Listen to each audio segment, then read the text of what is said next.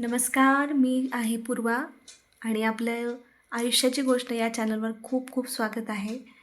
आणि आज माझा पहिलाच व्हिडिओ आहे की ज्यात मी तुमच्यासमोर आली आहे. इतके दिवस खूप फोटो वगैरे त्याच्यावर अपलोड करून मी त्याच्यात माझ्या काही गोष्टी किंवा काही मेसेज तुमच्यापर्यंत पोचवत होती.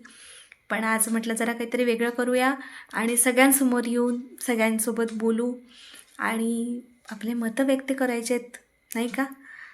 तर असेच काही किस्से, काही गोष्टी, नवीन नवीन कथा, नवीन नवीन अनुभव मी तुमच्यासोबत शेअर करणार आहेत. आणि पहिल्यांदा तर मी सगळ्यांचे आभार मानेन की प्रत्येकाने मला छान सपोर्ट केला आहे. मला फॉलोवर्स देत आहेत तुम्ही, नवीन नवीन व्यक्ती माझ्याशी जोडल्या जात आहेत आणि चांगल्या प्रतिक्रिया मला मिळत आहेत. त्यासाठी तुमचे सगळ्यांचे खूप खूप आभार. आज आहे 6 तारीख. आज जानेवारी महिन्याचा पहिला मंगळवार आणि आज योगायोगाने अंगारकी चतुर्थीसुद्धा आलेली आहे. तर एक छोटासा किस्सा मी तुम्हाला सांगते. बघा तुम्हाला आवडतो आहे का? तुम्हाला पटतो आहे का? मला नक्की कमेंट करून सांगा. आणि तुमचेही काही अनुभव असतील, काही प्रतिक्रिया असतील किंवा काही सजेशन असतील तर मला तुम्ही नक्की कळवू शकतात. तर आज मी जळगावच्या तरसोत इथे असलेलं गणपती मंदिर जे आहे तिथे गेलेले होते. आणि आज मंगळी चतुर्थी असल्यामुळे तिथे भरपूर गर्दी अशी तिथे बघायला मिळाली. अर्थात तिथे एरवीसुद्धा खूप गर्दी असते. लोकांची मान्यता आहे की तिथे गेल्यानंतर काही छान अनुभव त्यांना मिळतात, त्यांच्या इच्छा पूर्ण होतात. तर त्या भावनेने, त्या अनुषंगाने लोक तिथे जातात. म्हणजे काही नवीन जोडपी जातात, काही काही घरात काही चांगलं कार्य असेल तर तिथे नक्की लोक दर्शन घेतात आणि फिरण्यासारखं छान आहे. मी काही क्लिप्स पुढे त्याच्यातल्या टाकेल की तुम्हालाही तिथलं जे एरिया आहे, मला ॲक्च्युली आज फोटो नाही घेता आला कारण खूप भयानक गर्दी होती. म्हणजे लिटरली सांगते की मला स्वतःलासुद्धा दर्शन मन भरून नाही घेता आलं. म्हणजे मला वाटतच नाही की मी दर्शन घेतलं म्हणून.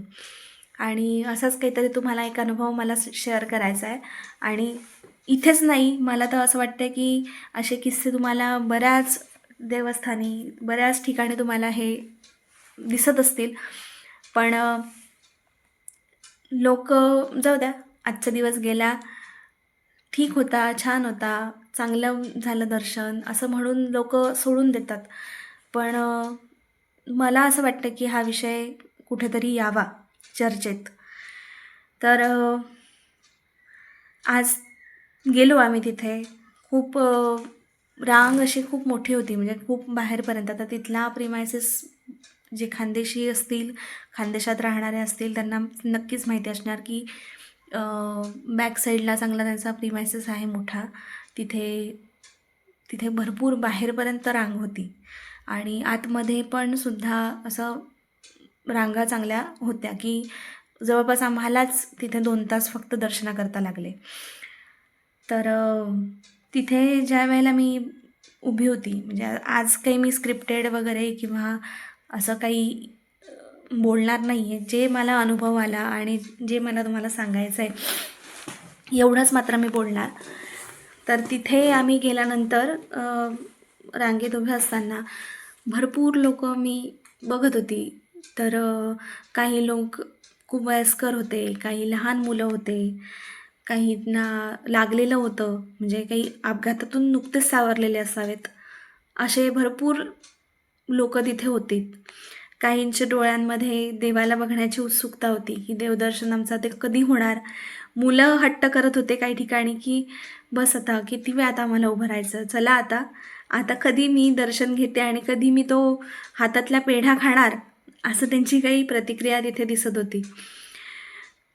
पण थोडंसं अजून पुढे गेल्यानंतर जसं आपल्या गाभाराजवळ आला, म्हणजे गाभारा तर नाही म्हणता येणार, पण तिथला तो हॉल आहे जिथे अजून काही रांगा, म्हणजे दर्शनाच्या जवळ आपण जवळपास पोचणार अशा काही एरियामध्ये आम्ही पोचल्यानंतर तिथे बघितलं तर बरेचसे असे VIP लोक म्हणू शकतो आपण, किंवा जळगावातले नामांकित लोक. आता तिथे माझ्यासमोर तर एक डॉक्टर होत्या, मी नाव नाही घेणार, पण एक डॉक्टर तिथे आलेल्या होत्या जळगावातल्या. खूप नाव आहे त्यांचं जळगावात. वयानेही ठीक होत्या, मी नाही म्हणत नाही की त्यांचं वय नव्हतं, पण त्यांच्यापेक्षाही वयाने म्हातारे असलेल्या व्यक्ती आमच्यासोबतही रांगेत उभे होते. पण ते आले, त्यांनी VIP लाईनमध्ये एंट्री केली. VIP लाईन पण नव्हती ॲक्च्युली ती, जिथून आपण दर्शन घेऊन बाहेर पडणार अशी जी रांग होती, तिथून त्या मध्ये घुसून त्यांचं दर्शनही झालं, त्यांना वेळही दिला गेला. सगळं दर्शन वगैरे घेऊन ते बाहेर पडले. तोपर्यंत आम्ही अजूनही रांगेतच. आणि त्याच्यानंतर मग झालं, आलो आम्ही दर्शनाच्या जवळपास पोचलो, आणि मग तिथूनच बाहेरच सगळ्यांची लोटालोटी चालूच होती.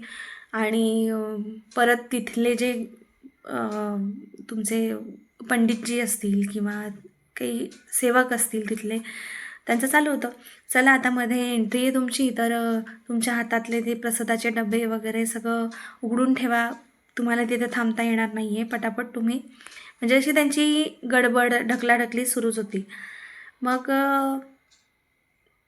त्या गडबडीत मी त्या गाभाऱ्यात शिरल्यानंतर मला असं आठवत नाही की मी देवाला बघितलं. म्हणजे मी गणपतीला मन भरून तर बघितलंच नाही, पण मी बघितलं असंही मला वाटत नाही. मी एंट्री केली, त्यांनी लगेच ते नाही, तुम्ही आधी ते बॉक्स ओपन करा. म्हणजे देव गेला बाजूला, तुम्ही आधी तो प्रसादाचा बॉक्स ओपन करा, म्हणजे तुम्हाला आम्हाला थांबू द्यायचं नाही आहे ना. हे काय, मला हे नाही पटत आहे. जर आपण तासनतास देवासाठी, त्या सेकंदाच्या दर्शनासाठी आपण तिथे थांबतोय, तर मला असं वाटतं की ॲटलिस्ट 1 सेकंद, 1 मिनिट, 1 सेकंद पण खूप झाला. 1 सेकंद तर तिथे त्यांनी मला नाही वाटत थांबू दिला आम्हाला, पण ॲटलिस्ट 1 मिनिट जर व्यक्तीला तिथे थांबून काही मागणं मागू दिलं, किंवा नाही मागणं मागायचं असलं तरी तिथे प्रार्थना, 2 हात जोडून डोकं टेकवू दिलं, तर तो जो 2 तासाचा क्षीण होता ना, तो सगळा भरून निघाला असता. हेच मला तुमच्या सगळ्यांपर्यंत पोचवायचं होतं. आणि त्याच्यामध्ये अजून की लोकांनी श्रद्धेने वाहिलेले जे फुलं असतात, नारळ असतात, हार असतं, तर बाहेर पडले मी गाभाऱ्याच्या, आणि दुसऱ्या बाजूला ते सगळं तिथे पडलेलं होतं. बघून खूप मनाला प्रश्न पडला, जर हे सगळं असंच बाहेर पडणार असेल, तर लोकांनी वाहिलेल्या श्रद्धेच्या त्या फुलांना, त्या नारळाला, त्या प्रसादाला काय संबंध? आणि मग अजून काहीतरी असं काही लोक ओळखी दाखवून, नाव सांगून, प्रतिष्ठा वापरून क्षणात दर्शन घेऊन जर बाहेर पडत असतील, तर रांगेत उभ्या असलेल्या आजारी लोकांना, वृद्धांसाठी, लहान मुलांसाठी त्यांचं काय? मग प्रश्न पडतो, देवापर्यंत पोचायला नाव लागायला लागलं का पैसा, का प्रतिष्ठा? देव समोरही शहरातली प्रतिष्ठा, ओळख, पैसा हा महत्त्वाचाच ठरतो, नाही का? बघा, मी हे एवढं सगळं सांगते तुम्हाला, पण तुम्हाला काय वाटतं, तुम्हाला काय सुचतं या गोष्टींवरनं? तुम्ही पण हे अनुभव घेतले असाल, मी असं नाही, पण खूप कुठेतरी ही गोष्ट लागली की सर्वसामान्य व्यक्तीला काही किंमतच नाही आहे कुठेच, ना देवापाशी, ना बाहेर, ना या जगात. आज जर पैसा असता, तर आज माझे 2 लहान मुलं आहेत, कदाचित मी त्यांनासुद्धा झटपट पटकन दर्शन घेऊन मोकळी होऊन गेली असती.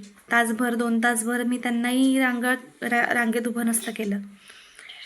पण योग्य आहे का हे? आणि तो जो देव आहे, आपण म्हणतो की देवाचं लक्ष आहे, देव बघतो, असेल त्याचं लक्ष, बघत असेल, वाटत असेल त्याला काही आपल्याबद्दल, सर्वसामान्य व्यक्तींबद्दल? कदाचित आपण या सगळ्यांनीच थोडा विचार करायला हवा, देवाला काय आवडतं?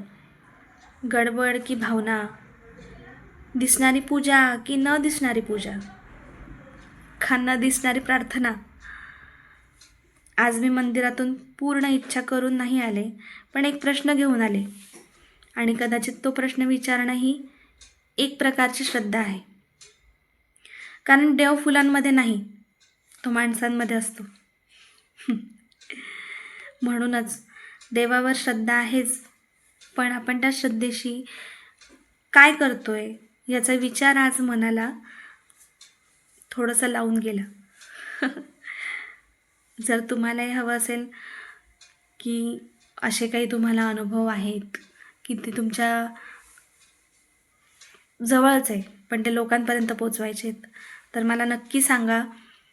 आपल्या आयुष्याच्या गोष्टीच्या या माध्यमातून आपण लोकांपर्यंत पोचू, लोकांना जागृत करू. आणि असे जर कुठे गोष्टी दिसत असतील, घडत असतील, तर त्याच्यासाठी आवाज उठवण्याचा प्रयत्नसुद्धा आपण नक्कीच करू.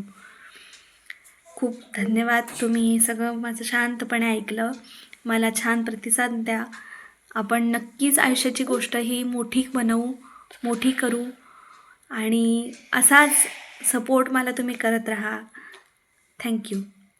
आणि काळजी घ्या आणि उद्याला आपण परत पुन्हा भेटूया आयुष्याच्या नवीन गोष्टीसोबत. धन्यवाद.